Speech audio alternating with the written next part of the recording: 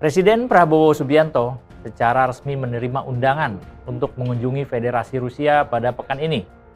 Kunjungan tersebut merupakan bagian dari safari internasional. Selama di Rusia, Prabowo akan melakukan pertemuan bilateral bersama Presiden Federasi Rusia Vladimir Putin. Sebelum keberangkatannya, Sekretaris Kabinet Teddy Indrawijaya menyebut kunjungan Presiden Prabowo ke Rusia sangat strategis untuk memperkuat kerjasama dan kemitraan komprehensif kedua negara. Sobat investor, Rusia merupakan salah satu mitra perdagangan strategis dengan Indonesia saat ini.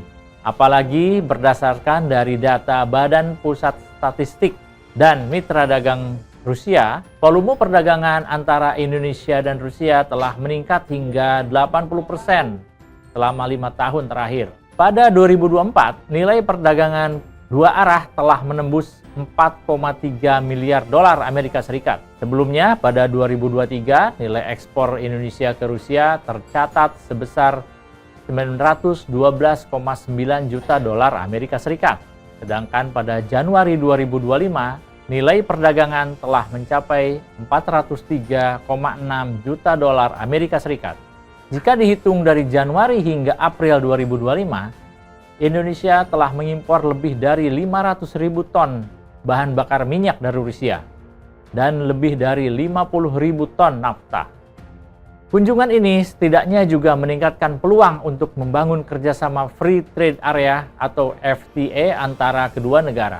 Dengan adanya FTA, maka Indonesia berpeluang meningkatkan katalis percepatan ekspor non-migas, terutama komoditas unggulan seperti kelapa sawit, kopi, karet, dan elektronik. Namun kami mengingatkan agar adanya kejelasan struktur hukum dan logistik, agar dokumen perjanjian yang ditandatangani tidak berujung pada proyek yang mandul atau hanya simbolis mata. Oleh karena itu, kami memberikan masukan ke dalam 3 poin yang harus menjadi prioritas pemerintah ke depan dalam memperkuat kerjasama dengan Rusia.